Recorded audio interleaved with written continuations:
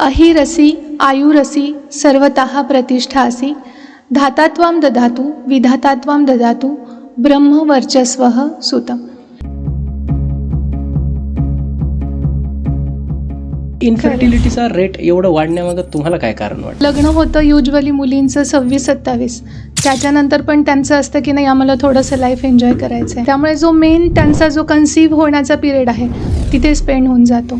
Hormone imbalance होतात आणि या गोष्टी सगळ्या व्हायला लागतात. गर्भसंस्कार नेमके कुठे सुरू होतात आणि कुठे संपतात? नवरा बायकोबद्दल वाटणारं प्रेम, एकमेकाबद्दलची आपुलकी, या सगळ्या गोष्टी असणं खूप जास्त महत्त्वाचं आहे, तर तो गर्भ खूप छान हेल्दी तयार होतो. पहिल्या 3 महिन्यामध्ये बाळाची कशी काळजी घेतली पाहिजे? मधल्या 3 महिन्यामध्ये सगळे ऑर्गन डेव्हलप होत असतात, त्याच्यामुळे त्या पद्धतीने तुम्ही खाणं पिणं वगैरे ठेवलं पाहिजे. अजिनोमोटो जो आहे म्हणजे डेंजर आहे, तर बाळाच्या ब्रेनवरच डायरेक्ट त्याचा वाईट परिणाम होतो. त्यामुळे चायनीज जर कोणी खायची इच्छा झाली तर तुम्ही तुमचं घरी करून खा, पण बाहेर अजिबात खाऊ नका.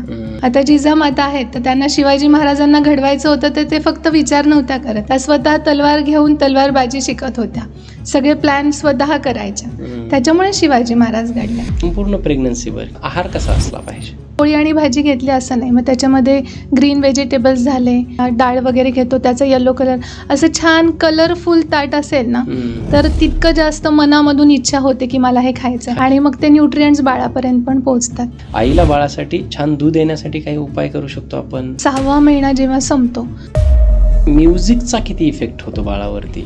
म्युझिक ही तर एक थेरपीच आहे. जय हनुमान ज्ञान गुण सागर, म्हणजे अगदी लो पिच मध्ये आणि एकदम रिदम मध्ये आहे, अशा टाईप मध्ये ऐका.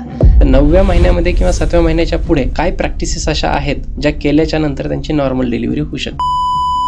ज्यांना गर्भपात सारखा होतो ना त्यांनी पण सूर्याची उपासना केली तर ते पण बऱ्यापैकी टाळण्यासाठी. आणि मानसिक दृष्ट्या तुम्हाला जर बळ हवंय तर चंद्राची उपासना करायला हवी. कुठले ध्यान त्या प्रेग्नेंट लेडीने केले पाहिजेत आणि त्याचा कसा परिणाम गर्भावरती होतो?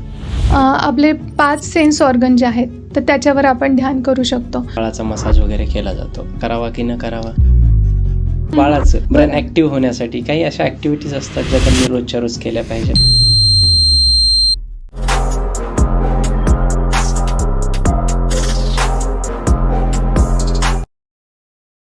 नमस्कार, मी डॉक्टर राज जाधव. महाराष्ट्राच्या सर्वात समृद्ध मंचावरती तुम्हा सर्वांचं पुन्हा एकदा खूप खूप खूप स्वागत आहे. आज आपल्या मंचावरती जे गेस्ट आलेले आहेत त्या आहेत डॉक्टर भाग्यश्री वैद्य मॅम.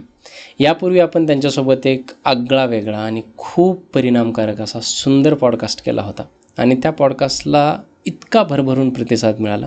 प्रत्येकाची हीच इच्छा होती की परत एकदा भाग्यश्री मॅम आपल्या मंचावरती आल्या पाहिजेत आणि त्यांच्याकडून आम्हाला आणखी आमच्या आयुष्यात व्हॅल्यू वाढवून घ्यायला आवडेल.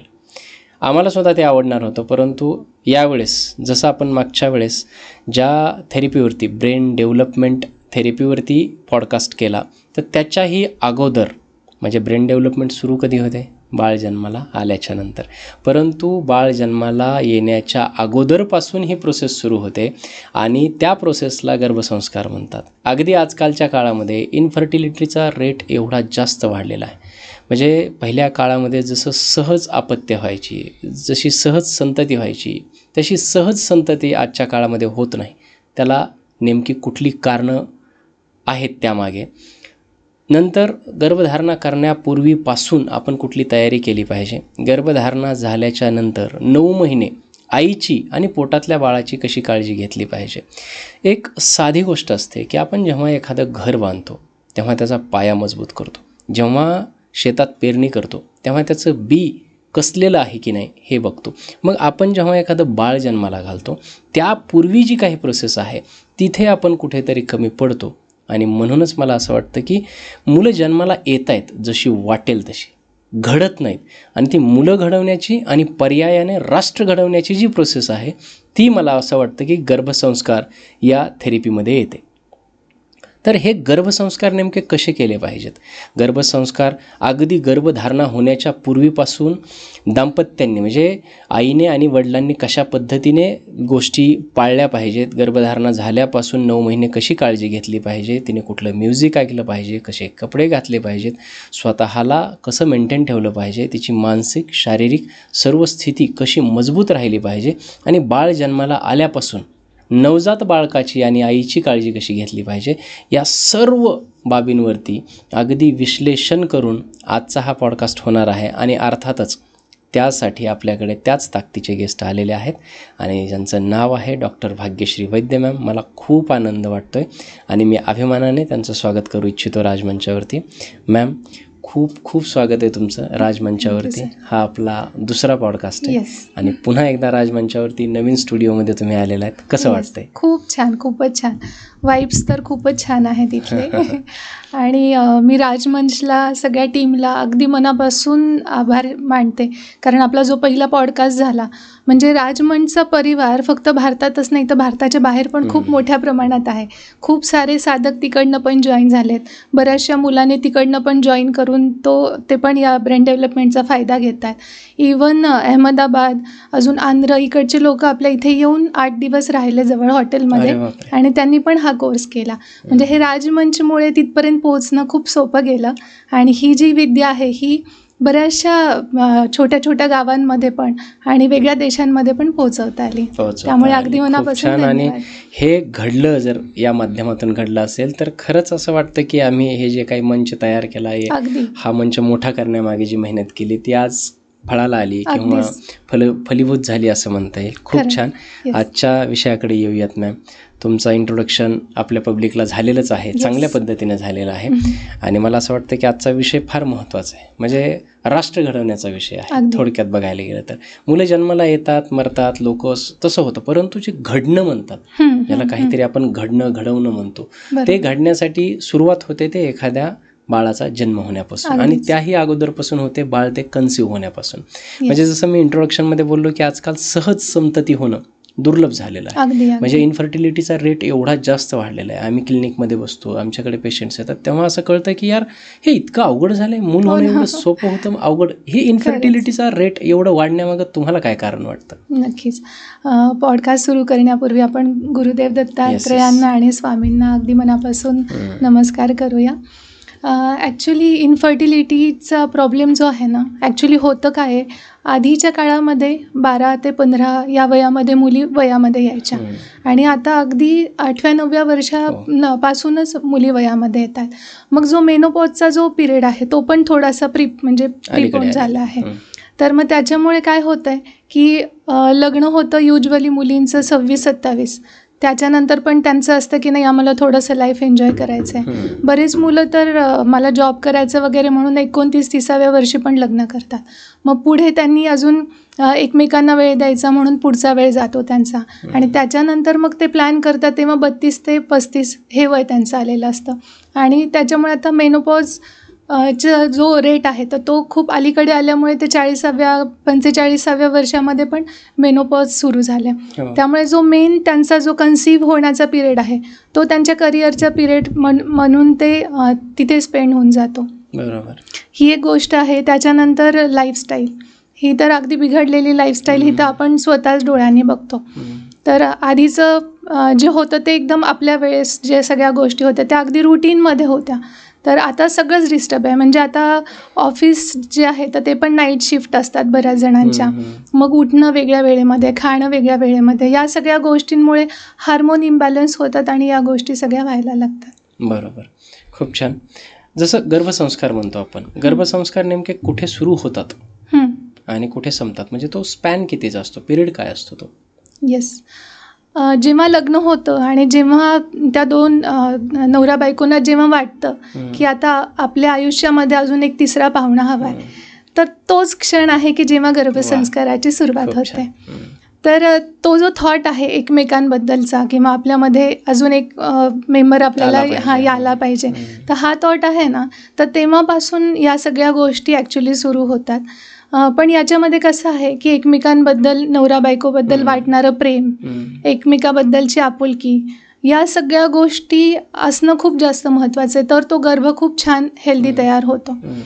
म्हणजे लग्न होऊन जेव्हा एक स्त्री नवऱ्याच्या घरामध्ये येते तर तेव्हा नवऱ्याच्या म्हणजे मुलाकडच्या घरच्यांना पण असं वाटलं पाहिजे की ही आमची मुलगीच आहे, म्हणजे सून न मानता त्यांनी मुलगीच मानावं आणि तितक्या आपुलकीने, तितक्या प्रेमाने तिला वाढवावं. म्हणजे तिच्या मनामध्ये तुमच्या फॅमिलीमध्ये बद्दल जे वाटणारं प्रेम आहे, तर त्या फिलिंग्स आहेत, तर त्याच्यामुळे पण गर्भावर खूप छान परिणाम होतो. अगदीच. बरं, म्हणजे असं जसं म्हणतो ना की आपण शुद्ध बीजापोटी फळे रसाळ गोमटे, आपल्याकडे एक अभंगाची ओवी आहे.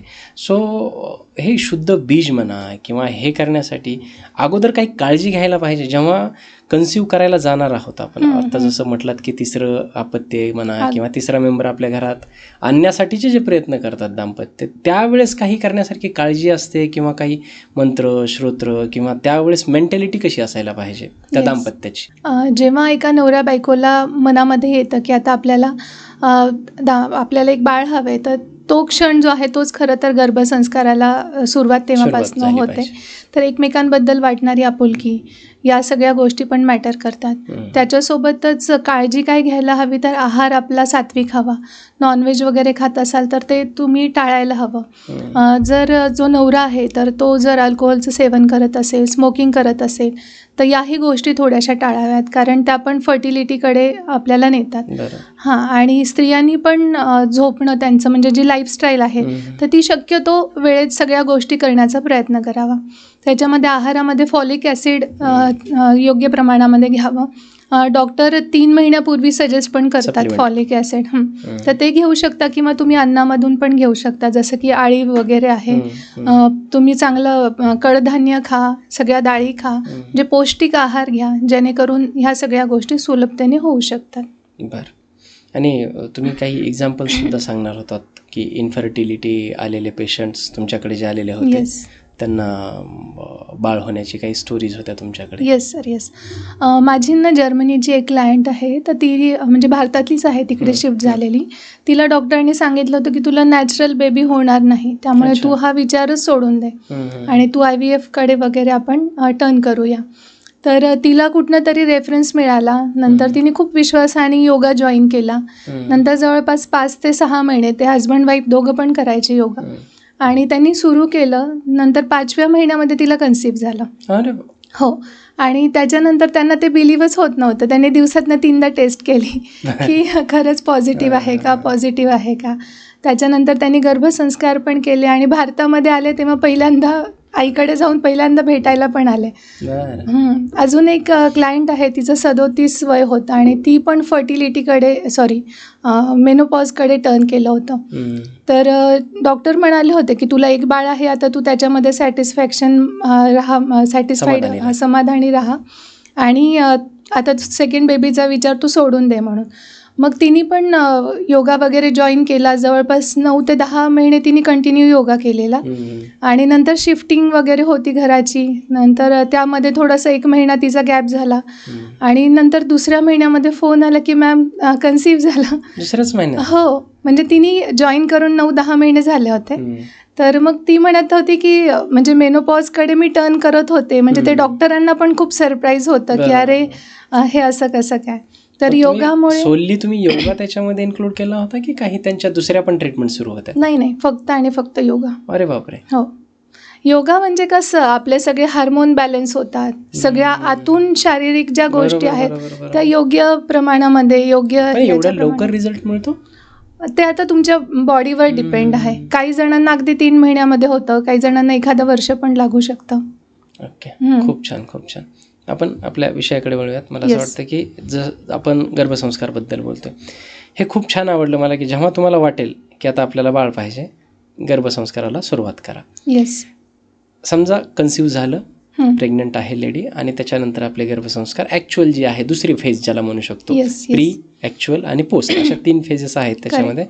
तर ह्या 9 महिन्याचा जो काळ असतो अत्यंत महत्त्वाचा काळ असतो आणि त्याच्यामध्ये जसं आमच्या मेडिकल लँग्वेजमध्ये सुद्धा ट्रायमिस्टर, फर्स्ट ट्रायमिस्टर, सेकंड आणि थर्ड अशा पद्धतीने त्याची विभागणी केली जाते. तर पहिल्या 3 महिन्यामध्ये बाळाची कशी काळजी घेतली पाहिजे, कारण खूप वेगवेगळे विषय आहेत याच्यामध्ये. पहिले 3 महिने वेगळे असतात, नंतरचे 3 महिने आणि नंतरचे 3 महिने अगदी वेगळे असतात. तर पहिल्या 3 महिन्यामध्ये कशी काळजी घेतली पाहिजे? अगदी पहिल्या 3 महिन्यामध्ये ना बाळ फ्लुइड फॉर्ममध्येच असतं. म्हणजे प्रॉपर ते प्लाझेंटा अटॅच नसतं झालेला. त्याच्यामुळे पहिल्या 3 महिन्यामध्ये ॲक्च्युली खूप छान काळजी घ्यायला हवी. थोडासा आराम व्यवस्थित करायला हवा. पाणी वगैरे भरपूर घ्यायला हवं. खाणं सात्विकच ठेवायला हवं. आणि तुम्हाला जितकं जमेल तितकं 2-2 तासाला थोडीशी पाठ टेकवणं म्हणतो ना आपण, थोडंसं रेस्ट घ्यायला हवं. तर या गोष्टी खूप मॅटर करतात.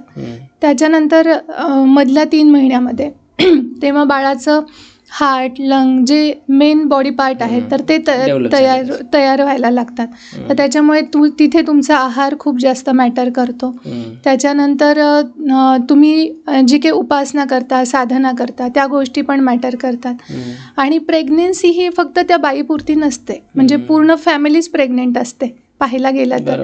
कारण जेव्हा कळतं एखाद्या स्त्रीला की आता आपल्या घरी एक छानसं गोड बाळ येणार आहे, तर तो आनंद जो आहे ना, तर तो नवरा बायकोमध्ये तर असतो, पण आजी आबा पण खुश असतात, परत सगळे रिलेटिव्ह पण खुश असतात, इव्हन मैत्रिणी पण खुश असतात. म्हणजे त्या बाळासाठी किती जणांच्या चांगल्या वाईब्स आपल्याला, तर त्या सगळ्यांच्या वाईब्स त्या बाळासोबत जोडलेल्या असतात. त्याच्यामुळे मग प्रत्येकाने बाळाशी बोलणं, बाळाशी छान छान गोष्टी सांगणं किंवा छान गोष्टी करून खाऊ घालणं. आपण जे एक असतं ना की काय डोहाळे लागले आणि तशा गोष्टी आपण खाऊ घालतो, तर या गोष्टी पण खूप मॅटर करतात. त्याच्यामुळे बाळाचे मधल्या 3 महिन्यामध्ये सगळे ऑर्गन डेव्हलप होत असतात. त्याच्यामुळे त्या पद्धतीने तुम्ही खाणं पिणं वगैरे ठेवलं पाहिजे. याच्यामध्ये ना बऱ्याच महिलांना चायनीज खाण्याचं बरंच हे असतं की काहीतरी टेम्पटिंग. हां, तर त्याच्यामध्ये अजिनोमोटो जो आहे प्रचंड म्हणजे डेंजर आहे तो. तर बाळाच्या ब्रेनवरच डायरेक्ट त्याचा वाईट परिणाम होतो. त्यामुळे चायनीज जर कोणी खायची इच्छा झाली तर तुम्ही तुमचं घरी करून खा, पण बाहेर अजिबात खाऊ नका. म्हणजे हे एक प्रकर्षाने सांगणं, कारण 1-2 केसेस मी पाहिलेल्या आहेत की त्यांनी खूप जास्त चायनीज फूड खाल्लं होतं आणि पुढे जाऊन त्याच्या बाळाला हे झालेला वाईट परिणाम. येस. आणि तिसरा ट्रायमिस्टर. येस, त्याच्यामध्ये जे आहे तर बाळ पूर्ण डेव्हलप झालेलं असतं. मग तिथे तुम्हाला जास्त मेहनत घ्यायची असते. ते त्याचं इमोशनल डेव्हलपमेंट कशी होईल, त्याचे विचार कसे चांगले होतील. आणि कसं आहे, हाच एक पिरियड आहे की तुम्ही बाळाला जितकं चांगलं तुम्ही देऊ शकाल तितकं तुम्हाला द्यायचं आहे. कारण एकदा बाळ जन्माला आलं, थोडंसं मोठं झालं, त्याला एका जागेवर बस आणि आपण काही संस्कार करतोय, बाळ नाहीच बसणार, कधीच नाही. आणि या सगळ्या गोष्टी आहेत ना, तर या फक्त आपण विचार करून नाही चालणार, या गोष्टी आपण कृतीतून केल्या पाहिजेत. आता जिजामाता आहेत, तर त्यांना शिवाजी महाराजांना घडवायचं होतं, तर ते फक्त विचार नव्हत्या करत, त्या स्वतः तलवार घेऊन तलवारबाजी शिकत होत्या, सगळे प्लॅन स्वतः करायच्या. त्याच्यामुळे शिवाजी महाराज घडले. त्याच्यामुळे नुसतं तुम्ही विचार नका करू की माझं बाळ असं असेल, माझं बाळ तसं असेल. बऱ्याच जणांना वाटतं की माझ्या बाळाने मोठं होऊन आई वडिलांची सेवा करावी किंवा सगळ्यांना मान द्यावा, पण तुम्ही पण तुमच्या कृतीतून ते करतायत का? तुम्ही तुमच्या सासू सासऱ्यांना तसं बोलतायत का? आई वडिलांची काळजी घेतायत का? हे पण खूप जास्त मॅटर करतं. बरोबर, खूप छान. आपण जे असतो आत्ता ते आपण जे खातो त्याच्यानुसार असतं. अगदीच. सो अगदी जेव्हा आपण एखादी लेडी प्रेग्नंट असते तर सांगितलं जातं की 2 जीव तिथे वाढत असतात. सो आहार सुद्धा तसा असला पाहिजे. संपूर्ण प्रेग्नन्सीवर किंवा आपण जसं आपण 3 टप्प्यामध्ये सांगतो तसा आहार कसा असला पाहिजे? येस, आहार हा अगदी सात्विक आणि अगदी तुम्ही जिथे अन्न बनवतात ना तिथे पण देवाचे मंत्र वगैरे लावा, ते व्हायब्रेशन्स पण अन्नामध्ये जाऊ द्या. तुम्ही खाताना ना तुमचं ताट जे आहे ते असं कलरफुल असलं पाहिजे. फक्त पोळी आणि भाजी घेतली असं नाही, मग त्याच्यामध्ये ग्रीन व्हेजिटेबल्स झाले, सलाद झाले, अजून वरण आपण डाळ वगैरे घेतो त्याचा येलो कलर, असं छान कलरफुल ताट असेल ना तर तितकं जास्त मनामधून इच्छा होते की मला हे खायचं आहे. आणि मग ते न्यूट्रिएंट्स बाळापर्यंत पण पोहोचतात. पण कलरफुल म्हणजे आजकाल जे काही ऍडेड कलर्स टाकून दुसरे पदार्थ बनवतात लोक, नाही, नॅचरल कलर. म्हणजे आता गाजर झालं, लाल गाजर, येस, बीट आहे, काकडी, बीट, असं सगळं तसं कलर. करेक्ट. तर असं पूर्ण अगदी पूर्ण ताट भरून असं छानसं जेवायला हवं. आणि ते पण 2-2 तासाला तुम्ही जितकं खाल तेवढा जास्त छान फायदा होईल त्याचा. म्हणजे एकदाच खूप पोटभर जेवण केलंय त्याच्यापेक्षा तुम्ही 2-2 तासाला जितकं खाल तितकं ते पचेल पण. बरोबर. कारण काय होतं नंतर पोट जसं मोठं होतं तसं पोट आणि छाती, तर याच्यामध्ये आपलं इंटेस्टाईन आहे ते थोडंसं दबलं जातं. त्यामुळे आपण पोटभर जेवलं की ते डायजेशनला तिथे प्रॉपर जागा नाही मिळत. त्याच्यामुळे मग कॉन्स्टिपेशन होणं, कधी कधी मग पित्त वाढणं किंवा मग वॉमिटिंग होणं, नोझिया होणं, या गोष्टी त्याच्यामुळे होतात. त्यामुळे थोडंसं जेवताना थोडं बायका आजही सांगतात ना, म्हणजे गरोदर बाईने सतत खात राहिलं पाहिजे. येस, थोडं म्हणजे ते पचेल अशा पद्धतीने. आणि संपूर्ण 9 महिने असाच आहार असला पाहिजे. ॲक्च्युली कसं आहे, पहिल्या 3 महिन्यामध्ये जातच नाही. कारण कसं आपल्या शरीरामध्ये एक छोटासा सेल तयार होऊन त्याचे बरेचशी डेव्हलपमेंट होत असते. तर आपल्या बॉडीला पण ते अडॉप्ट करायला थोडासा वेळ देणं गरजेचं असतं. मग अशामध्ये काहीतरी नवीन गोष्ट आपल्या शरीरात होतीये, तर पहिल्या 3 महिन्यामध्ये जेवण जातच नाही. त्याच्यामुळे पहिल्या 3 महिन्यात ॲक्च्युली वजन कमी होतं, जे काही ॲक्च्युली वजन आहे त्याच्यापेक्षा. तर तिथे थोडंसं पाणी वाढवणं किंवा फ्रूट्स वगैरे खाणं, या गोष्टींकडेच थोडंसं लक्ष देतं. जितकं जातं तेवढंच खा, बळजबरी. आणि आता काय होतंय की कोणी प्रेग्नेंट आहे म्हणजे काहीतरी खूप आजारी व्यक्ती घरात असल्यासारखं ट्रीट केलं जातं की नाही तू असंच कर, तू तसंच कर. अजिबात नाही. ही खूप अगदी नॅचरल स्मूथ प्रोसिजर आहे. ही त्याच पद्धतीने होऊ द्या, तेव्हाच त्याची डेव्हलपमेंट छान होणार. म्हणजे खूपच ती झोपून राहतीये, नाही तिला झोपूच द्या, असं अजिबातच नाही. नॅचरली सगळ्या गोष्टी होऊ द्या. तर पहिल्या 3 महिन्यामध्ये तुम्हाला जेवढं जाईल त्या पद्धतीने खा. मधल्या 3 महिन्यामध्ये बाळाचे पूर्ण ऑर्गन्स डेव्हलप होत असतात. त्याच्यामुळे तिथे तुमचं खाणं बऱ्यापैकी मॅटर करतं. तर तुम्ही फळभाज्या व्यवस्थित खा, पालेभाज्या व्यवस्थित खा. जेवणामध्ये डाळी असणं खूप जास्त गरजेचं आहे, कारण प्रोटीन इंटेक इथे असणं गरजेचंच आहे. त्याच्यामुळे डाळी खा. अजून सोयाबीन वगैरे आहे त्याच्या काही वेगळ्या रेसिपीज वगैरे बनवून खा. आणि बऱ्याच वेळेस काय होतं या 3 महिन्यामध्ये आता जो नोझियाचा किंवा जे मळमळ होणारा हा प्रकार आहे तो कमी झालेला असतो मधल्या 3 महिन्यामध्ये. त्याच्यामुळे मग त्या आईला काय असतं की पाणीपुरी खायचं आहे, काहीतरी पिझ्झा खायचा, याच्यात प्रोटीन नाही आहे. मग तुम्ही ते पाणीपुरी खाल्लं किंवा चाट खाल्ला की तुम्हाला अर्ध्या तासाने परत भूक लागते. का? कारण प्रोटीन नाही आहे. जोपर्यंत तुम्ही प्रोटीन खात नाही तोपर्यंत तुमचं पोट भरत नाही. मग बऱ्याच जणांना प्रोटीन पावडर वगैरे असे जे एक्स्ट्रा प्रोटीन हे, आणि स्पेशली प्रेग्नंट वुमनसाठी बनवलेले प्रोटीन सुद्धा आहेत चांगल्या कंपनीचे. येस. पण त्यातली त्यात तुम्ही नॅचरली जितकं छान घेता येईल ना त्याच्यावर फोकस करा. ते ॲब्सॉर्ब होण्यासारखं असलं पाहिजे. एक्झॅक्टली. आणि ते ॲब्सॉर्ब होण्यासाठी तुम्हाला व्हिटॅमिन सीची गरज असते. त्यामुळे तुम्ही लिंबूचं म्हणजे समजा काही तुम्ही खातात त्यात लिंबू पिळून खाणं किंवा संत्री, मोसंबी जे अशी ज्याच्यामध्ये व्हिटॅमिन सी जास्त आहे असे फळं वगैरे खाणं, इकडे थोडंसं जास्त लक्ष द्यायचं आहे.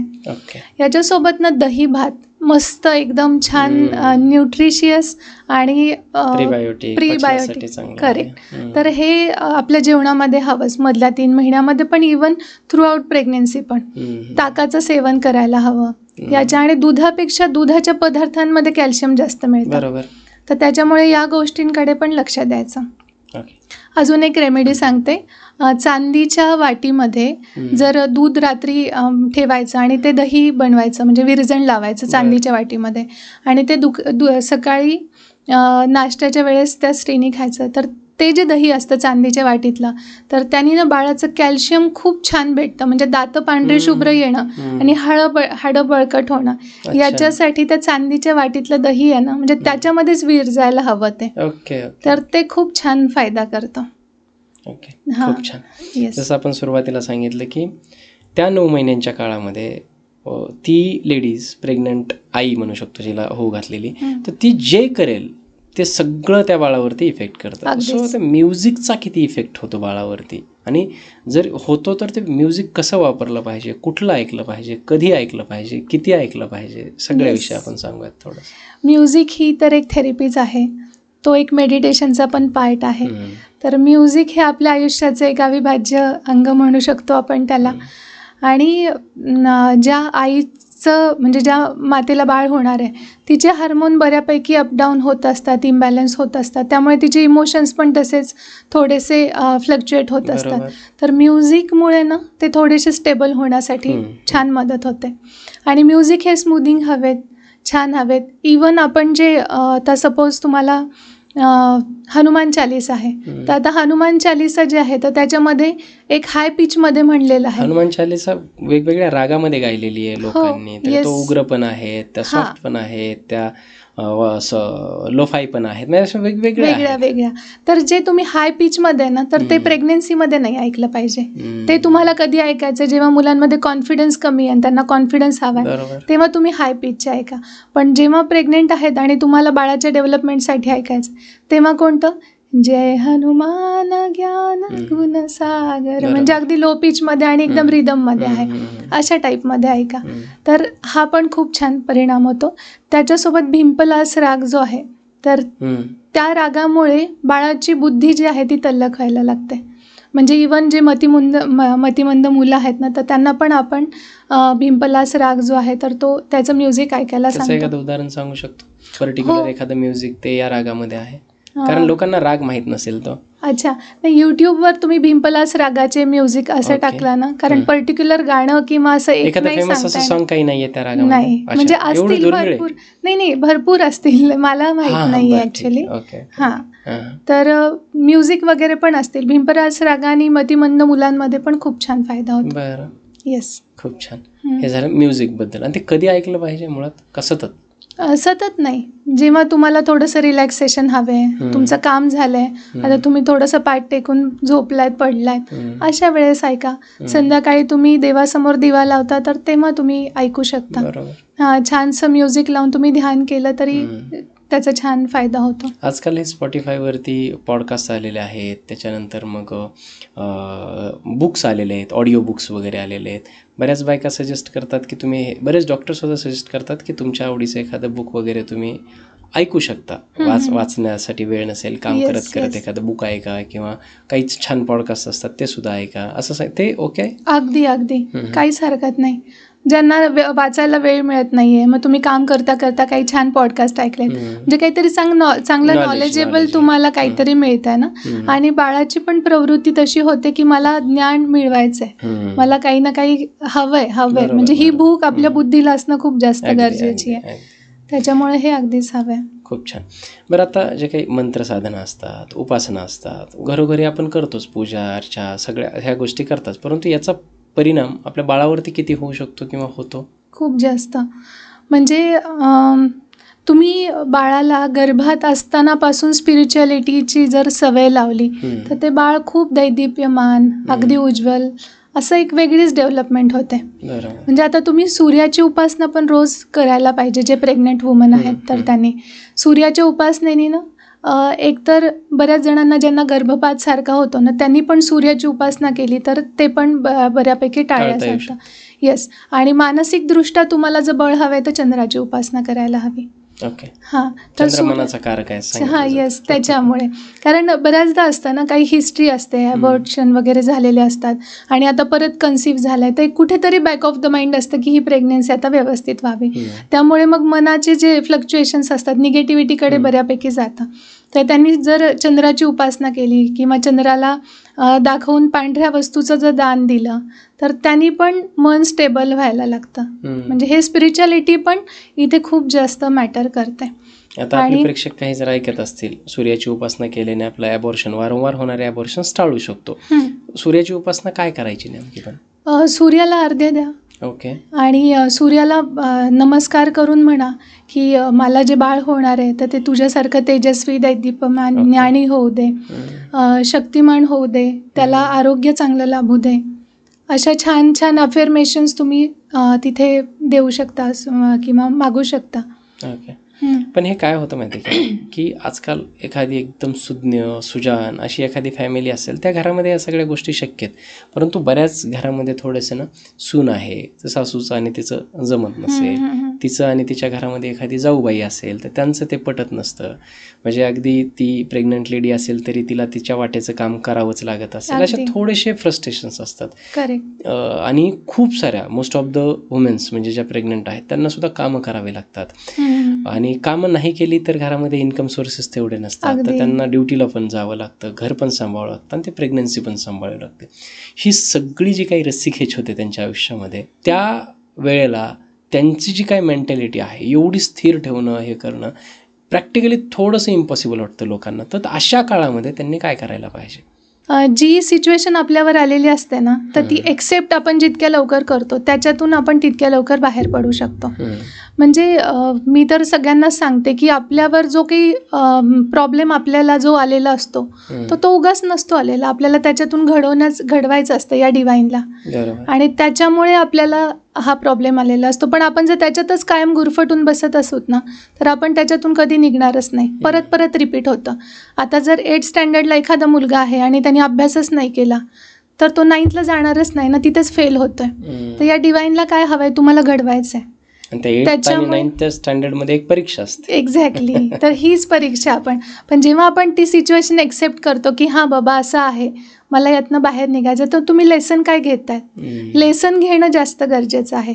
तेव्हा मग त्या पुढच्या एक्झाम ज्या आहेत त्या आपल्याला सोप्या जायला लागतात. आणि एक्सेप्ट करा, जे कोणी आहे ते एक्सेप्ट. जितकं लवकर तुम्ही एक्सेप्ट करता ना, तितकं लवकर तुम्ही बाहेर जाता. आणि हे असंच का, हे माझ्यासोबतच का, मीच का, असे प्रश्नांमध्ये जर तुम्ही गुरफटून राहिलात ना, तर तुम्ही त्या चक्रव्यूहामध्ये कंटिन्यू तसेच राहाल, त्याच्यातनं बाहेरच नाहीत निघणार. त्याच्यामुळे it's okay, let it be, मला पुढे जायचं आहे. त्या काळामध्ये विचार पॉझिटिव्ह असले पाहिजेत. आणि सगळ्यात महत्त्वाचं म्हणजे आपलं प्रायोरिटी काय आहे, आपलं बाळ. मग त्याच्यामुळे आपल्या बाळासाठी आपण या सगळ्यांकडे दुर्लक्ष करून फक्त आणि फक्त किती छान आपण पॉझिटिव्ह राहू शकतो, यांच्याशी पण कसं चांगलं वागवू शकतो. मी अजून एक उदाहरण सांगते. माझी एक USचीच क्लायंट.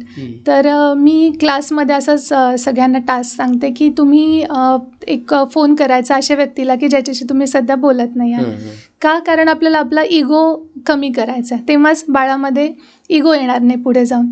तर तुम्ही फोन करा आणि त्यांना 2-3 गोष्टी चांगल्या सांगा आणि त्याच्याबद्दल थँक्यू म्हणा आणि सॉरी पण म्हणा.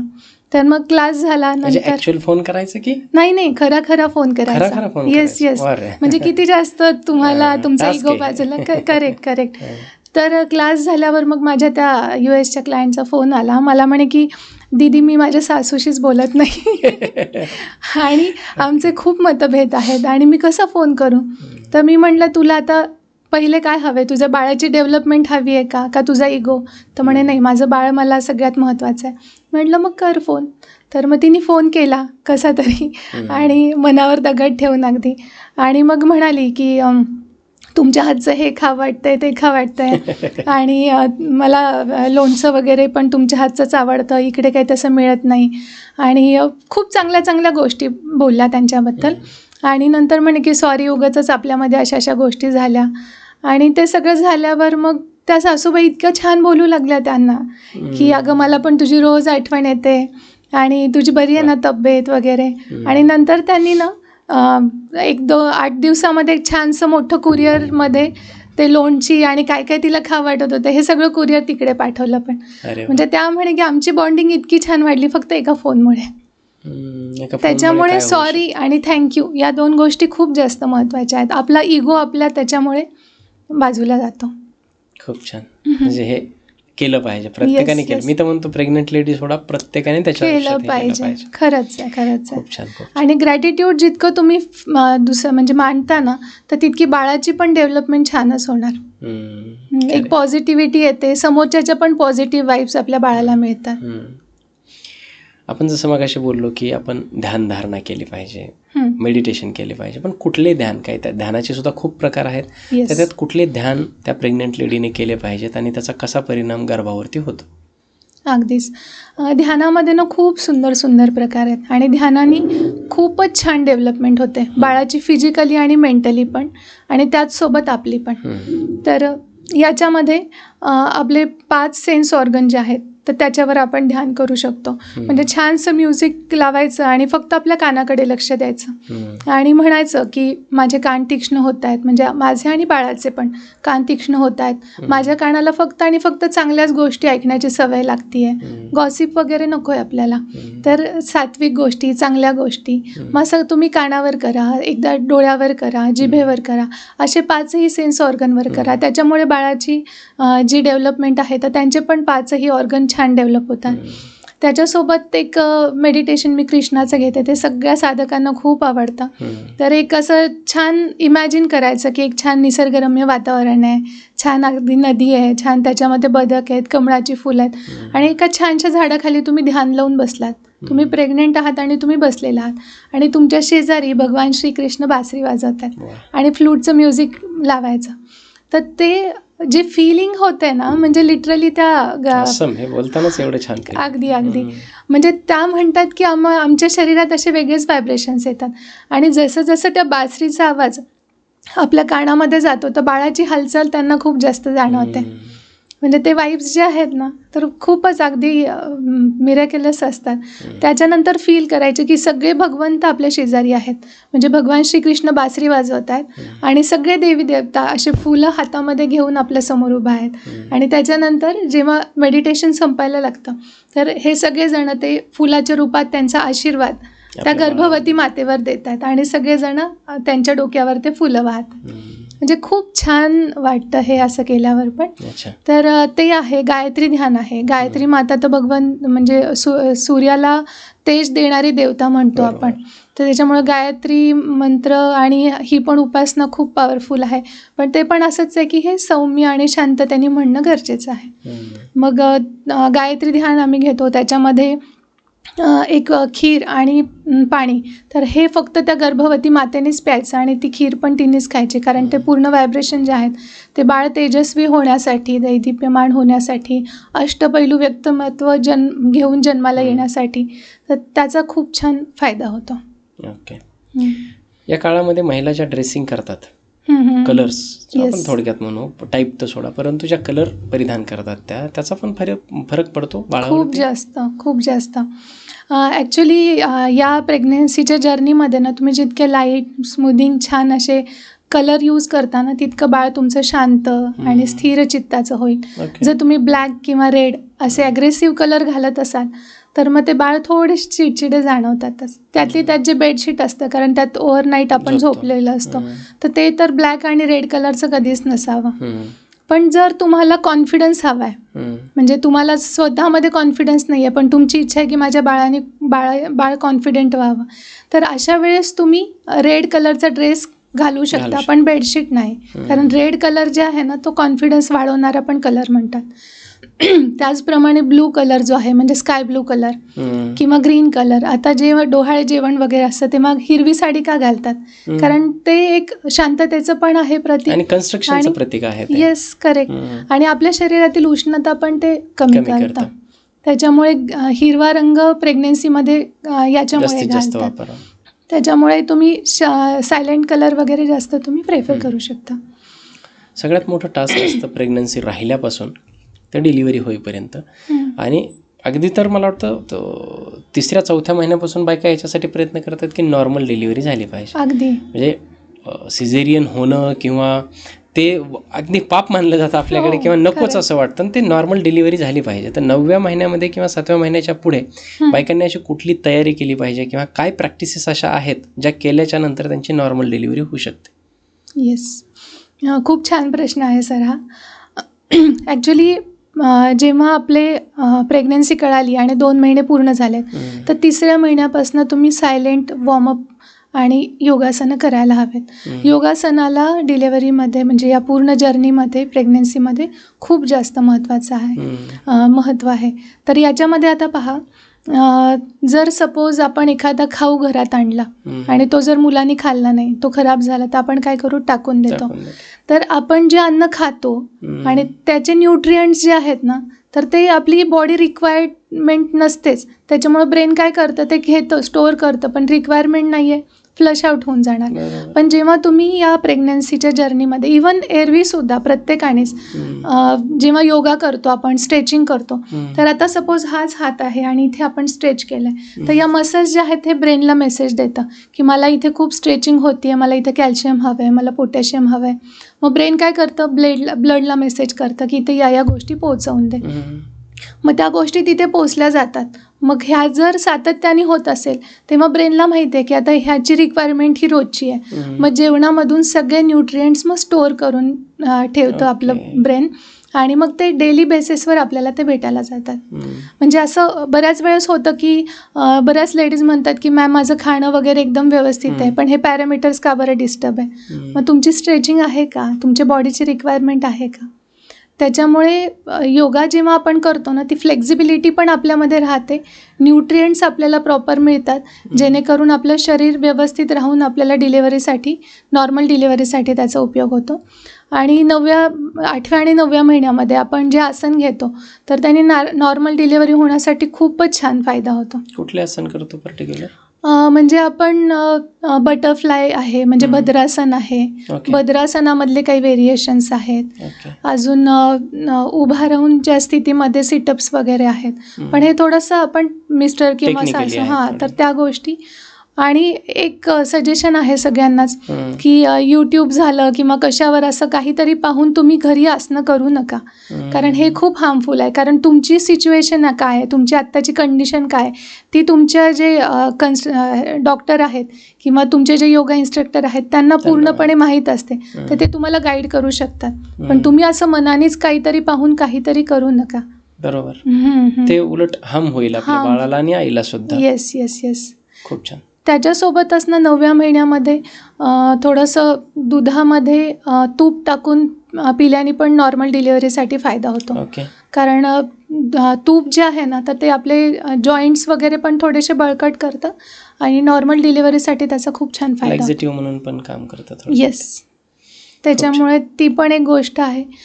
आणि जेव्हा तुम्ही डिलिव्हरीला जाणार आहात तर तेव्हा छान मिठाच्या पाण्यामध्ये म्हणजे पाण्यामध्ये मीठ टाकून छान आंघोळ करा, म्हणजे अंग शेकलं गेलं पाहिजे. तुम्ही व्यवस्थित केस पण धुवा, कारण तुम्हाला पुढे लगेच 15-20 दिवस तरी केस नाही धुता येत. तर या सगळ्या गोष्टी तुम्ही आधी फॉलो करा, म्हणजे त्याचा फायदा होतो. गेलं तर चालेल. येस. खूप छान. आपण जसं मगाशी ध्यान बोललो आणि आपण ऑफ कॅमेरा बोलत असताना ओमकार सुद्धा फक्त खूप वेगवेगळ्या पद्धती आहेत ओमकाराच्या सुद्धा. येस. त्याच्याबद्दल सांगा ना, काय कुठल्या वेगवेगळ्या पद्धती आहेत ओमकाराच्या आणि त्याचा परिणाम सुद्धा कसा होतो बाळावरती? येस. ओंकार हा एक पूर्ण मंत्र म्हणतो आपण, म्हणजे प्रत्येक मंत्राची सुरुवातच ओंकारापासून होतो. या ब्रह्मांडाची निर्मिती पण ओंकार या नादाने झालेली आहे. त्याच्यामुळे अतिशय प्रभावी आहे ओंकार. आता हा ओंकार ज्यांना थायरॉइड आहे तर त्यांनी ओ कमी आणि म दीर्घ म्हटलं, म्हणजे ओम असं म लांबवलं तर थायरॉइडसाठी त्यांना खूप छान फायदा होतो. ज्यांना बीपीचा त्रास आहे तर त्यांनी ओ आणि म हे समप्रमाणात म्हणायला पाहिजे. ओम मग असं समप्रमाणात म्हणायला पाहिजे. आणि जे फिटनेस आहे, बाकी तुम्हाला जस्ट ओंकार म्हणायचं आहे, त्याच्यामध्ये तुम्ही ओ लांबवा, म्हणजे तुमची हार्ट आणि लंग याची कपॅसिटी इम्प्रूव्ह होते. आणि मग तुम्ही थोडंसं कमी घेऊ शकता. तर ओंकार साधनेने पण खूपच छान फायदा होतो. एक आपला ऑरा क्लीन होतो आणि सगळ्या पॉझिटिव्ह गोष्टी आपल्याकडे अट्रॅक्ट होतात. ओके, खूप छान. सर्व अगदी माझ्या घरी सुद्धा जेव्हा आमच्या मॅमची डिलिव्हरी झाली तेव्हा काही दिवस अगोदर ना तर बॅग भरण्याची फार गडबड असते की काय भरायचं काय नाही. ते डिलिव्हरीला जात असताना तो एक वेगळा फॅक्टर आहे आणि इंटरेस्टिंग आहे. तर म्हणजे कशी बॅग भरायची, काय काय असलं पाहिजे त्या बॅगमध्ये, डिलिव्हरीला जातानाची काय तयारी असली पाहिजे? येस, खरंच हा अगदीच खूप महत्त्वाचा प्रश्न, वेगळा इंटरेस्टिंग आहे. पण लोकांना कदाचित ज्यांच्या घरी असं झालं नाही त्यांना थोडंसं वेगळं वाटेल, पण हे खूप महत्त्वाचं आहे. अगदीच. ॲक्च्युली बॅग जी आहे ना, तुमचा 9वा महिना लागला की तेव्हाच भरून ठेवायला हवी आहे. कारण काहीच आपण प्रेडिक्ट करू शकत नाही की एकदा 9वा महिना लागला की 8 दिवसात पण डिलिव्हरी होईल किंवा 9 महिने 9 दिवस पूर्ण पण लागू शकतात. तर त्याच्यामुळे 9वा महिना लागल्यावर आपण 8व्या महिन्यामध्ये काहीच करत नाहीत. 9व्या महिन्याच्या सुरुवातीला बॅग भरताना एक तर बाळाचे जे दुपटे आहेत तर ते पण असे सुती साडीचे शिवून घेतलेले, छान स्वच्छ धुवून डेटॉलच्या पाण्यामध्ये धुवून मस्त वाळत घातलेले असे दुपटे, नंतर बाळाचे पूर्ण ड्रेस, लंगोट वगैरे या सगळ्या गोष्टी, त्याच्यासोबत थोडंसं 1-2-3 डायपर वगैरे या गोष्टी. आईसाठी फिडिंग गाऊन तो पण प्रॉपर वॉश केलेला, कारण नवीनच असतो, यापूर्वी घातलेला नसतो, तर तो पण तितका प्रॉपर वॉश करून हे केलेला हवा. त्याच्यानंतर सॉक्स आणि आईचा स्कार्फ हा तर खूप महत्त्वाचा आहे, कारण आता ना कानाला वगैरे कोणी बांधत नाही, पण हे बांधणं खूप जास्त गरजेचं आहे, कारण 40 नंतर ना ऐकायला कमी येतं, जे कानाला पूर्ण बांधत नाहीत ना. हो का? अगदी अरे अगदी बापरे. हो.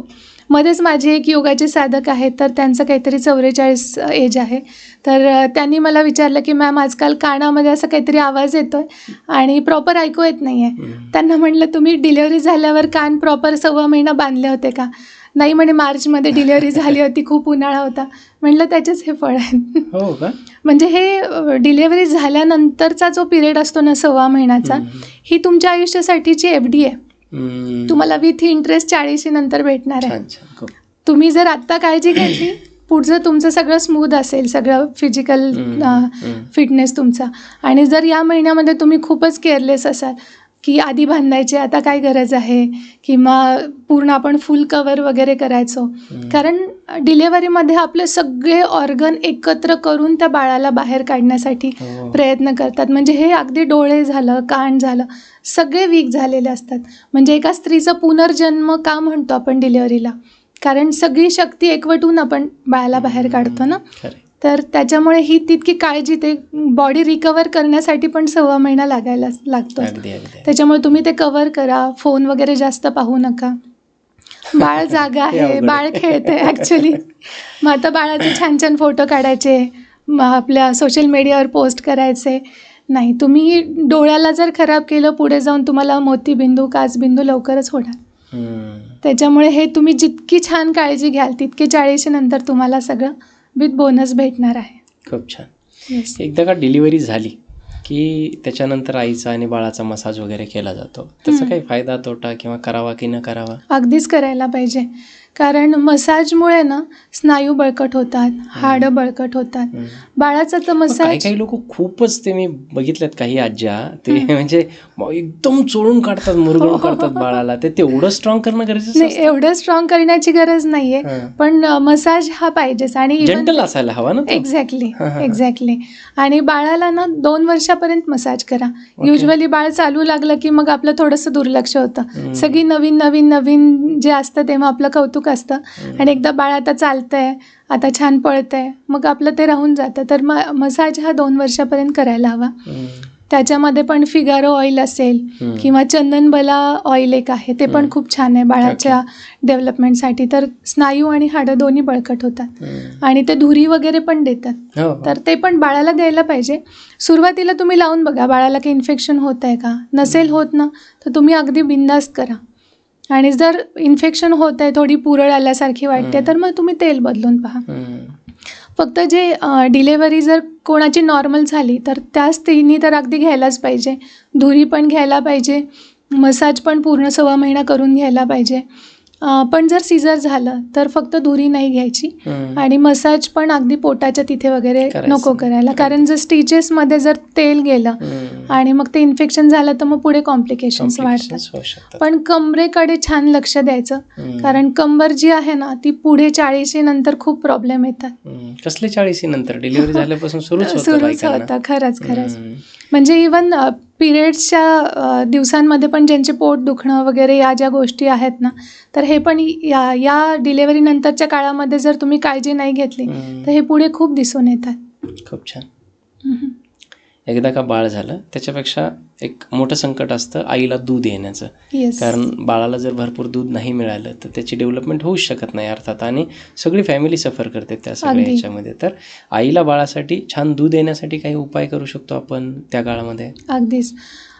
जेव्हा गर्भवती असताना 6वा महिना जेव्हा संपतो आणि 7वा सुरू लागतो, तेव्हा शतावरी कल्प सुरू करायचा.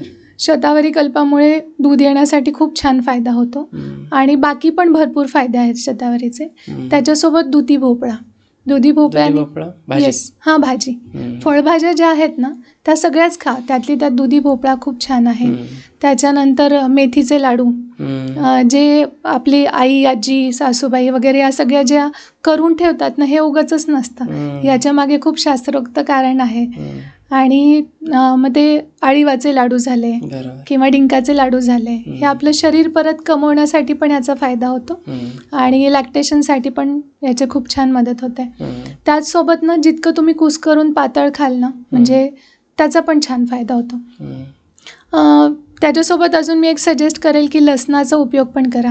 हम्म. आता जेव्हा डिलेवरी झाल्यावर जे बाळाला आणि आईला बघायला येतात तर ते जे चोळी घालतात किंवा जे ओटी भरतात त्याच्यात लसणाचा एक कांदा देतात. तर अच्छा. त्याचं कारण काय आहे तर लसणामुळे वात कमी होतो आणि प्रेग्नेन्सीमध्ये किंवा आफ्टर डिलेवरी वाताचं प्रमाण खूप वाढतं. कारण आपण 9 महिने म्हणजे पूर्ण तो जो एरिया आहे तो पूर्ण आपला रिकामा होतो ना डिलेवरीनंतर. मग ती एक पोकळी असते म्हणजे वात किती वाढला शरीरातला. मग वात कमी करण्यासाठी लसणाचा फायदा होतो. त्याच्यामुळे डिलेवरी झाल्यानंतरच्या जेवणामध्ये लसूण खाणं, लसणाची चटणी खा, प्रत्येक भाजीमध्ये वरणामध्ये लसूण टाका, त्याचा पण खूप छान फायदा होतो. आणि जितकं कुस्करून खाल ना तुम्ही म्हणजे पातळ करून खाल ना तर लॅक्टेशनसाठी पण फायदा होतो आणि स्टूल स्मूथ होते. म्हणजे ज्यांना नॉर्मल डिलिव्हरी ज्यांची झाली आहे तर त्यांना कॉन्स्टिपेशनचा त्रास झाला की खूप पुढे कॉम्प्लिकेशन्स येतात. तर तो पण एक खूप छान फायदा होतो. ओके, खूप छान. आपण ऑफ कॅमेरा बोलत असताना तुम्ही सांगितलं होतं की बाळ जन्माला आल्याच्या नंतर असे काही मंत्र आहेत जे पुढचे 7 दिवस आईने बाळाला ऐकवले पाहिजे, ते म्हटले पाहिजे, ते दिव्य बाळ पुढे तयार होण्यासाठी. तो मंत्र कुठला होता? येस, बाळ जेव्हा जन्माला येतं ना तेव्हा त्याला हा मंत्र म्हणायचा. अहिरसी आयुरसी सर्वतः प्रतिष्ठा असी धातात्वाम दधातु विधातात्वाम दधातु ब्रह्मवर्चस्वः सुत. याचा अर्थ असा आहे, हे बाळा तू सूर्यासारखा तेजस्वी हो. तुझ्या येण्याने आमच्या घराण्याची प्रतिष्ठा वाढू दे. तुझ्याकडून आई वडिलांची, भारत देशाची, गरीब लोकांची सेवा घडू दे. तुझे आरोग्य चांगलं राहो आणि तुला दीर्घ आयुष्य मिळो. ओम नमः शिवाय, ओम नमः शिवाय, ओम नमः शिवाय. अजून एक मंत्र आहे. जले रक्षतु वराहा, स्थले रक्षतु वामनाहा, अरण्या निरसनांच सर्वता पातु केशवाहा. याचा अर्थ असा आहे, हे बाळा पाण्यामध्ये वराह तुझे रक्षण करो, जमिनीवर वामन तुझे रक्षण करो आणि जंगलामध्ये नरसिंह तुझे रक्षण करो व इतर ठिकाणी श्री केशव तुझे रक्षण करो. हे बाळा तुझे रक्षण सतत सदैव होत राहो. तुला अधिकाधिक उत्तम शारीरिक आणि मानसिक आरोग्य मिळो आणि दीर्घायुष्य मिळू दे. हे बाळा या जगामध्ये तुझं स्वागत आहे. ओम नमः शिवाय, ओम नमः शिवाय, ओम नमः शिवाय. या मंत्राने पण बाळाभोवती एक सुरक्षा कवच बनलं जातं. ओके. आणि हा कधी म्हणायचा असतो मंत्र? दिवसामधून कधी पण एकदा बाळाला ऐकवा, जेव्हा बाळ शांत आहे किंवा तुम्ही फिडिंग करतायत अशा वेळेस तुम्ही ऐकला. 7 दिवस ऐकवा, पुढचे 7 दिवस. ओके, खूप छान. इवन अजून एक सजेस्ट करेल मी की जेव्हा तुम्ही बाळाला पहिल्यांदा घेता ना तर आधी एक संस्कार असायचा. म्हणजे इवन माझ्या बाळांना पण माझ्या बाबांनी केलेला. तर म्हणजे आपली सुवर्णाची काडी असते ना तर ती मधामध्ये डीप करून बाळाच्या जिभेवर ओम किंवा राम असं लिहितात. पण आता तितकं शुद्ध मध पण नाही राहिलेलं आणि तितकं हायजीन पण नाही राहिलेलं. तर डॉक्टर हे करू देणार नाही. नाही करू देणार. त्याच्यामुळे तुम्ही काय करायचं पर्यायी, जेव्हा बाळाला तुम्ही पहिल्यांदा जवळ घ्याल ना तर तेव्हा जेव्हा बाळ पहिल्यांदा फीड करताय तर तेव्हा तुम्ही जय श्रीराम म्हणा किंवा ओम नमः शिवाय म्हणा. आणि नंतर पण जेव्हा जेव्हा बाळ नंतर फीड करत राहील तर तेव्हा रामरक्षा म्हणा. त्याचा पण खूप छान फायदा होतो. खूप छान. बऱ्याचदा काय होतं की आपल्याकडे सुवर्णप्राशनचं पण एक हे असतं, दिलं जातं, डोसेस दिले जातात. ते सुवर्णप्राशन बाळाला देण्याचं काय महत्त्व आहे? कधी दिले पाहिजेत, कसे दिले पाहिजेत? सुवर्णप्राशन हे जे आहे ना आपल्या हा 16 संस्कारामधील एक संस्कार आहे. आधीच्या काळामध्ये कसं वॅक्सिनेशन नव्हते, त्याच्यामुळे मुलांची इम्युनिटी वाढण्यासाठी काय करणार तर हे दर 27 दिवसानंतर येणारं एक पुष्य नक्षत्र असतं. तर त्या दर 27 दिवसानंतर हे आपण बाळाला देतो. तर याच्यामध्ये सुवर्णाचं भस्म, काही आयुर्वेदिक बुद्धिवर्धक कंटेंट असतात की जे बुद्धीचे पण वर्धन करतात आणि इम्युनिटी पण वाढतात. आणि त्याच्यामध्ये मध आणि गाईचं तूप असं हे मिश्रण जितकं घोटतो म्हणजे तो घर्षणाचा संस्कार त्या सुवर्णप्राशनवर व्हायला हवा. आणि ते नंतर मग आपण पुष्य नक्षत्रावरच बाळाला द्यायचं. इवन ते प्रेग्नेन्सीमध्ये पण 9 महिने जर त्या माताने घेतलं ना तर तेव्हा पण त्या बाळ तेजस्वी होण्यासाठी किंवा त्या बाळाचं आरोग्य चांगलं राहण्यासाठी याचा खूप छान फायदा होतो. इम्युनिटी वाढते. ज्यांना अगदी सीझन चेंज झालं की मुलांना बऱ्याच त्रास होतो, शिंका येणं, सर्दी होणं वगैरे, तर इम्युनिटी खूप छान वाढल्यामुळे हे बाकीचे सगळे प्रॉब्लेम कमी होऊन जातात. आपण ब्रेन ॲक्टिव्हिटी सांगणार होतो काही शेवटच्या Yes. टप्प्यात. मला असं वाटलं की डायरेक्टली आपण शेवटच्या टप्प्यात हे घेऊयात की बायकांसाठी, ज्या गरोदर बायका आहेत त्यांच्यासाठी स्वतःचं आणि बाळाचं ब्रेन बरं. ॲक्टिव्ह होण्यासाठी काही अशा ॲक्टिव्हिटीज असतात ज्या त्यांनी रोजच्या रोज केल्या पाहिजेत. येस, नक्कीच नक्कीच. प्रेग्नेन्सीमध्ये तुम्ही या गोष्टी करा. बाळ तुमचं अतिशय अतिशय बुद्धिमान होईल. म्हणजे त्याचा IQ खूप छान इम्प्रूव्ह होतो. तर दोन्ही हाताच्या मुवमेंट सोबत करायच्या आहेत तुम्हाला. आता ही पहिली 2 बोटं, मधली 2 बोटं हे एकाच वेळेस मूव्ह करायची आहेत. त्याप्रमाणे हाताचा करंगळी आणि अंगठा, एक अंगठा. हां, तर हे असेल. किंवा हा हात क्लॉकवाईज मूव्ह करायचा, दुसरा हात अँटी क्लॉकवाईज. या दोन्ही हाताचे मुवमेंट हे सोबत तर व्हायला प्रत्येकाने केलं पाहिजे मला असं वाटतं. ॲक्च्युली खरंच. हां. तर हे पण आहे. एका हाताने आरती करायची, एका हाताने इकडे हवा घालायची, नंतर मग सेम इकडून आरती आणि इकडनं हवा. म्हणजे दोन्ही हाताच्या मुवमेंट पण वेगळ्या वेगळ्या व्हायला हव्या. ओके. त्याच्यासोबत मी अजून हे पण म्हणजे दोन्ही ब्रेन डेव्हलप होतात. Exactly. Left brain, right yes. आणि राईट ब्रेनचे फंक्शन्स वेगळे आहेत, लेफ्ट ब्रेनचे फंक्शन्स वेगळे आहेत. दोन्ही तेवढे ऍक्टिव्ह असणं फार हां, गरजेचं आणि दोन्ही ऍक्टिव्ह झाले की आपलं बाळ अष्टपैलू व्यक्तिमत्व घेऊन जन्माला येणारच. वा. त्याच्यासोबत एका हाताने तुम्ही ट्रायंगल काढा आणि एका हाताने स्क्वेअर करा. म्हणजे असं हे पूर्ण पाणभर हे काढायचं. फार अवघड आहे. म्हणजे आपल्याला सुद्धा जमेल की नाही माहित नाही. तुम्ही रोज करताय म्हणून कदाचित. खरंच. हां. पण याने खूप छान फायदा होतो. हो, हो. अगदी एकीकडे होणार. स्टँडिंग लाईन करा, एकीकडे स्लिपिंग लाईन करा. हां. दोन्ही लाईन्स तुमच्या पूर्ण पेजभर तेवढ्या झाल्या पाहिजेत. ओके. तर या ब्रेन ऍक्टिव्हिटीनी तुमची पण आणि बाळाची पण, दोघांची पण ग्रॅस्पिंग अजून छान वाढेल. खूप छान, खूप छान. त्याच्यासोबत ना आय जिम्स पण असतात. हम्म. म्हणजे हे पण थ्रू आउट कसे प्रेग्नेन्सी करायला हवं. म्हणजे आपल्याकडे ते काही व्हिडिओज आहेत, तर त्याच्यामध्ये एक रेड कलरचा बॉल आहे. तो जसा मूव्ह होतो तसे आपले आयसाइड्स मूव्ह करायचे. बरं. त्यांनी पण बाळाचे डोळे खूप तीक्ष्ण होतात. म्हणजे माझी एक क्लायंट आहे चंदीगडची, तर तिने मला सांगितलेलं, म्हणे की मॅम व्हाईट कलरचं बेडशीट होतं बेडवर आणि व्हाईट कलर ट्रान्सपरंट टीथर ठेवलेलं होतं आणि बाळ अगदी 5.5 महिन्याचं. ते पालथं पडत होतं छान. अरे. आणि ते असं मी शोधत होते, म्हणे टीथर कुठे, टीथर कुठे, आणि बाळाला पण म्हणत होते टीथर कुठे. तर तो बरोबर असा पुढे सरकला आणि असा हात लावत होता तो. अरे. म्हणजे त्या म्हणाल्या की ट्रान्सपरंट टीथर व्हाईट कलरच्या बेडशीटवर मलाच दिसत नव्हतं, पण ते बाळाला दिसलं. खूप छान, खूप छान. त्याच्यामुळे हे आय जिम वगैरे पण करावेत. त्याने आणि पण खूप ही छान आपली फायदा. धरोहर आहे. ज्या आजचा जो पॉडकास्ट होता, ठीक आहे, सायंटिफिक रिझन्स वेगळे असतात, परंतु आज जो पॉडकास्ट केला तो आपल्या ज्या पुरातन सनातन संस्कृतीमध्ये ज्या गोष्टी आहेत त्या इन्क्लूड करून एक दिव्य बाळ कसं जन्माला यावं या गोष्टीच्या अनुषंगाने आपण आजचा हा पॉडकास्ट केलेला आहे. शेवटचा फक्त एक प्रश्न घेतो की बऱ्याचदा असं होतं की काही केल्याने काही होणार नाही, तुमचे जे जीन्स आहेत ते पास होतात, लोकांचं म्हणणं आहे. येस.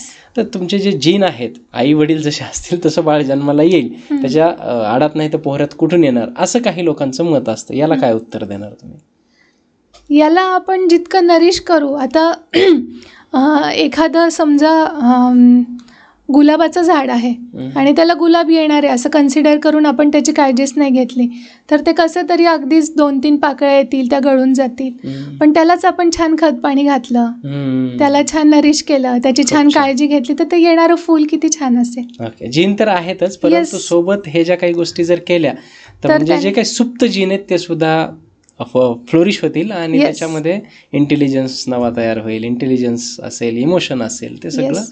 तयार होईल. खूप सुंदर. हे सगळं प्रत्येकाने फॉलो केलं पाहिजे. आणि अजून काही सांगायचं आहे शेवटी? येस. मी अजून एक सजेस्ट करेल की प्रत्येक माताने जे 3rd ट्रायमेस्टर आहे तर त्याच्यामध्ये बाळाला खूप छान अफर्मेशन द्या. त्यांनी बाळाचं म्हणजे अगदी लाईफच चेंज होतं. जसं आणि जसं की बाळाला पहिले तर सांगायचं की बाळ, तू आमच्या आयुष्यात आल्यापासून आमचं आयुष्य खूप छान झालेलं आहे आणि तू आमच्यासाठी खूप स्पेशल आहेस. आम्ही सगळेजण तुझी वाट पाहतो आहोत आणि तू एक खूप सात्विक, शांत आणि छान असा एक बाळ होणार आहेस. अष्टपैलू व्यक्तिमत्व घेणारा, तेजस्वी, दैदिप्यमान असं तू बाळ आहेस. म्हणजे थोडक्यात काय, तर तुम्ही तुमच्या बाळाशी बोला, हो. चांगलं बोला. तुम्हाला जसं वाटत असेल तुमचं बाळ व्हायला हवं तसं त्याच्याशी बोला, तसं त्याला अगदीच. बनवा. कारण ते बाळ मोठं झाल्यावर कदाचित तुमचं ऐकणार नाही. अगदी ते अगदी. गर्भामध्ये ते शांत बसून सगळं काही ऐकेल आणि तेव्हा ते घडेल. आणि मी तर असं हे ऐकलं होतं की जवळपास 50 ते 60% ब्रेन डेव्हलपमेंट ही गर्भामध्ये गर्भातच होत असते. होते. अगदीच. तर तिथे जे तुम्ही द्याल, तिथे जे पेराल, ते मग बाहेर आल्याच्या नंतर उगवेल.